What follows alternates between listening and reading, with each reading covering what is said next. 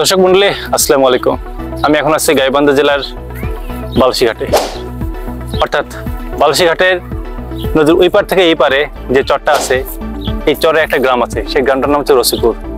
তো সেই রসুলপুর গ্রামে আসলাম এবং সেই রসুলপুর গ্রামের চিত্রটা দেখেন। এখানে শুধুমাত্র কয়েকটি ঘর নিয়ে একটা গ্রাম এবং এখানে প্রায় 70 থেকে 80 জনের মতো মানুষ বসবাস করে।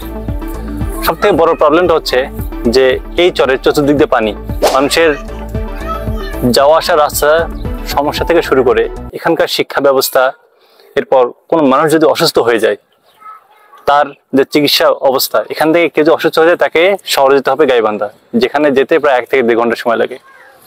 আর বুঝতে পারছেন যে যেখানে যোগাযোগ ব্যবস্থা, চিকিৎসা, শিক্ষা ব্যবস্থা অবস্থা খারাপ, সেখানে অন্যান্য অর্থনৈতিক সামাজিক দিক দিয়ে তারা কতটা পিছিয়ে আছে। তো এ হচ্ছে রসুলপুর গ্রাম।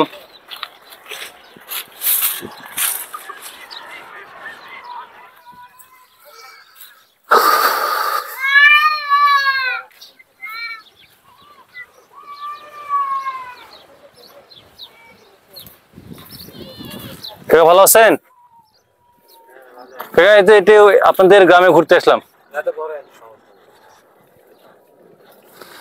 আপনাদের এখানে চতুর্পাশে যে অবস্থা দেখতেছি, আসলে তো আপনাদের অবস্থা আসলে খুবই খারাপ। এখানে বসবাস আসলে অনেক কষ্ট করতো।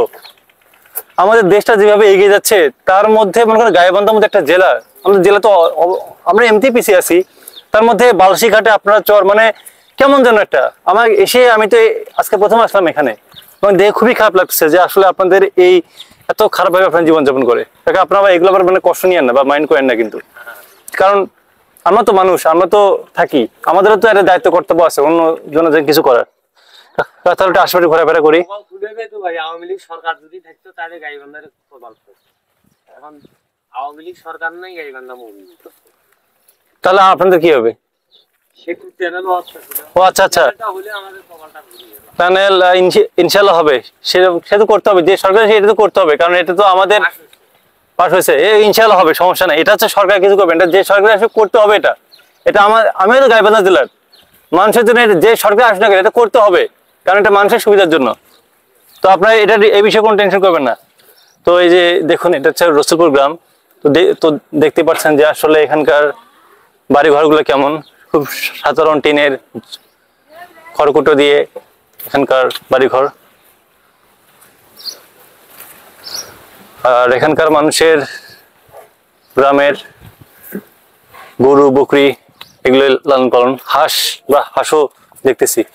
সব মিলিয়ে আসলে কি বলবো। চাচি ভালো আছেন?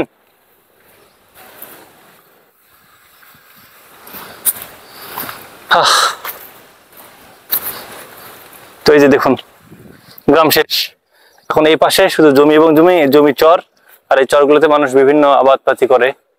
এবং আসলে ভাই এটা খুবই খুবই কষ্টকর। আসলে আমি এখনো যে এরকম একটা জেলার মানুষের অবস্থা কতটা শোচনীয়, সেটা এই গ্রামে না আসলে হয়তো আমি বুঝতে পারতাম না যে আসলে কতটা অবহেলিত একটা আমাদের গ্রাম।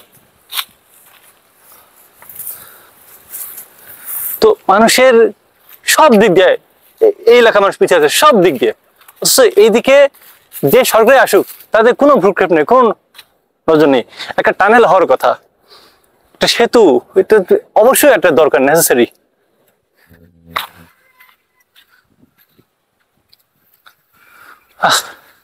দেখুন আসলে এখানকার মানুষ কত কষ্ট করে যে জীবনযাপন যে করে। ওই পাশে হয়তো একটা গ্রামের মতো দেখতেছি, তো ভালোই লাগতেছে। আসলে আমার ভালো লাগতেছে ঘোরাঘুরি করে, কিন্তু এই ধরনের মানুষগুলো তাদের কি হবে?